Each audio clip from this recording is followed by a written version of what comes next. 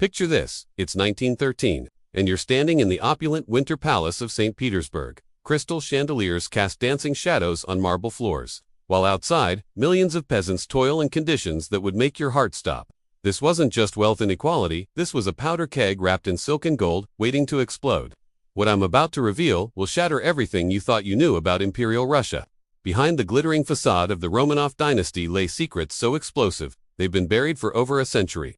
Today, we're digging them up. The year 1905 should have been Russia's wake-up call. After their humiliating defeat to Japan, yes, Japan, a nation they considered inferior, something extraordinary happened. Tsar Nicholas II, under immense pressure, signed the October Manifesto, promising constitutional monarchy and basic freedoms. But here's what history books don't tell you. He never meant a word of it. Within months, Nicholas began systematically dismantling every promise he'd made. The Duma, Russia's first parliament, was dissolved whenever it disagreed with him. Constitutional rights ignored. This wasn't incompetence, it was calculated deception on an imperial scale. Let me share something that will blow your mind. In 1916, just 1 year before the revolution, Russia was actually winning World War I on several fronts. German documents, declassified decades later, revealed that Kaiser Wilhelm was terrified of Russian industrial capacity. So why did the empire collapse? The answer lies in a web of betrayal that reaches the very top. Grigory Rasputin wasn't just the mad monk you've heard about. Recent archaeological evidence suggests he was running a sophisticated intelligence network, selling state secrets to German agents while manipulating the Tsarina. But here's the kicker. Nicholas knew court records, hidden in Soviet archives until 1991, show the Tsar received detailed reports about Rasputin's activities but chose to ignore them. Why would he protect a traitor? The answer reveals the empire's darkest secret. Nicholas wasn't just weak, he was compromised. German intelligence had leverage over the Romanov family that went far beyond Rasputin. Financial records discovered in Swiss banks in 2003 show massive transfers from German sources to Russian imperial accounts throughout 1916 and early 1917. But let's talk about something even more shocking, the myth of Russian backwardness. While Western propaganda painted Russia as a medieval wasteland, the reality was staggering.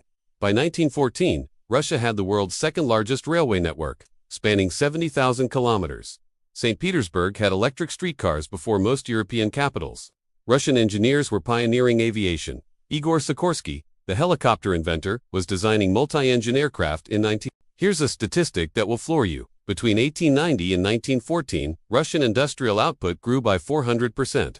The Trans-Siberian Railway wasn't just a transportation project. It was an economic revolution connecting Moscow to the Pacific in ways that made American industrialists nervous. J.P. Morgan himself invested heavily in Russian bonds, calling it the sleeping giant that will reshape the world economy. So why did this industrial powerhouse crumble? The answer lies in a paradox that defined Imperial Russia: incredible progress coexisting with devastating inequality. While Moscow glittered with electric lights, 80% of Russians lived in conditions that hadn't changed since the Middle Ages. Literacy rates tell the whole story, minus 40% in cities, but less than 10% in rural areas. The Romanov family's personal wealth was obscene even by today's standards. Conservative estimates put Nicholas II's fortune at over $300 billion in modern currency. They owned more land than entire European countries, controlled vast mining operations, and had personal armies larger than most nations' militaries. Yet they couldn't feed their people during wartime. This brings us to one of history's most tragic ironies. The February Revolution of 1917 wasn't started by communists or socialists. It began with housewives queuing for bread. These weren't political radicals. They were mothers watching their children starve while the imperial family hosted elaborate banquets. When Cossack units, traditionally loyal to the Tsar, joined the protesters instead of suppressing them, the writing was on the wall. But here's something that will change how you see the Russian Revolution forever. Lenin didn't overthrow the Tsar, he overthrew the provisional government that had already replaced Nicholas. The October Revolution was essentially a coup against Russia's first attempt at democracy. Recent declassified German documents prove that German intelligence funded Lenin's return from exile, providing over 50 million gold marks to destabilize Russia's war effort. The Romanov execution in 1918 has been shrouded in mystery and propaganda, but forensic evidence uncovered in the 1990s reveals disturbing details. The family wasn't killed quickly or humanely as Soviet accounts claimed. They were held captive for months, used as bargaining chips in negotiations that history forgot. Anastasia, the youngest daughter, wasn't killed in the initial shooting. Ballistic evidence suggests she survived the execution and was murdered separately days later. DNA analysis conducted in 2007 finally put conspiracy theories to rest. but it also revealed something unexpected. The remains showed evidence of systematic poisoning over months, suggesting the family's captors were slowly killing them long before the execution. This wasn't revolutionary justice. It was prolonged torture, sanctioned at the highest levels of the Bolshevik Party. What makes this tragedy even more heartbreaking is what we now know about Nicholas's final months. His private diary, authenticated in 2009, reveals a man who finally understood his failures. He wrote extensively about his regrets, his realization that his obsession with absolute power had destroyed everything he claimed to love. In one entry, dated just weeks before his death, he wrote, "I gave my people an empire, but I forgot to give them hope." The psychological profile of Nicholas II that emerges from recently declassified psychiatric reports is complex and tragic. Court physicians documented what we'd now recognize as severe anxiety and depression, exacerbated by his belief that God had chosen him to rule.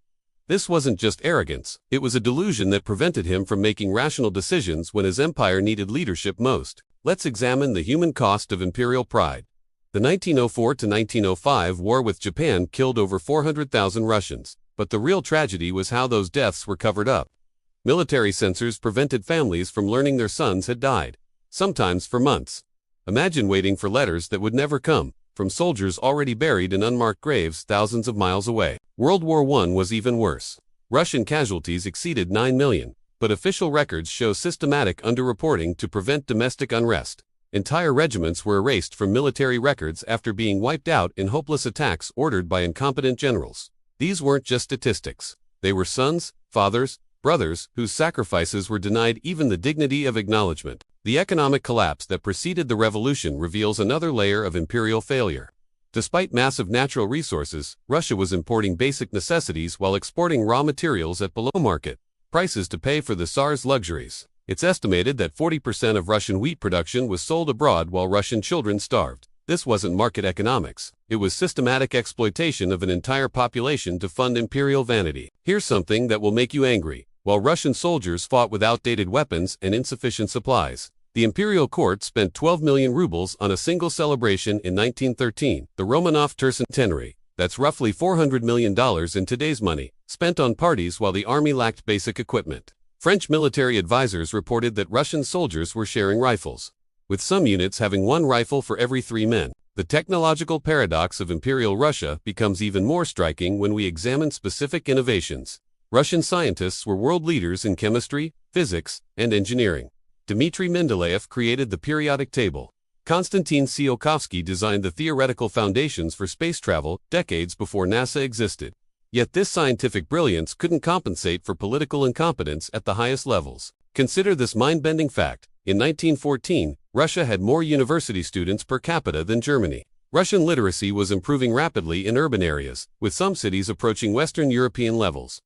The empire was on the verge of an educational revolution that could have transformed everything.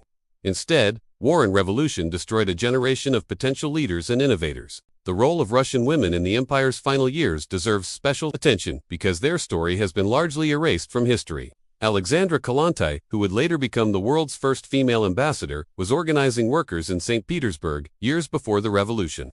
But she wasn't alone. Thousands of Russian women were leading literacy campaigns, organizing mutual aid societies, and challenging both imperial and traditional authorities. These women faced incredible obstacles. Russian law treated married women as legal property of their husbands.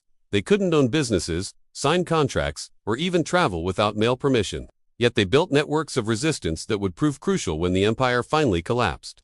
Their stories remind us that revolution doesn't start with politicians. It starts with ordinary people refusing to accept injustice. The international dimension of Russia's collapse reveals how interconnected the world already was by 1917.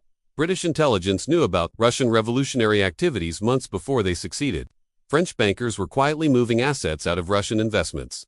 American industrialists were preparing for post-imperial opportunities. The fall of the Romanovs wasn't just a Russian tragedy. It was a global earthquake that reshaped the entire 20th century. What's truly haunting is how preventable much of this suffering was. Austria-Hungary faced similar pressures but managed gradual reforms that kept the empire stable for decades longer. The Ottoman Empire, despite losing territory, avoided complete collapse through strategic compromises. Russia had examples to follow, advisors offering solutions, and resources to implement changes. The tragedy is that pride prevented wisdom. The legacy of Imperial Russia continues to shape our world today. Vladimir Putin's obsession with restoring Russian greatness directly connects to the imperial narrative of exceptionalism and divine destiny. The symbols, the rhetoric, even the governmental structure of modern Russia echo Romanov traditions. Understanding this history isn't just academic. It's essential for comprehending current global politics. Recent archaeological discoveries continue revealing new aspects of imperial life. In 2019, excavations near the Winter Palace uncovered servant quarters that tell a different story about palace life. These weren't just employee housing.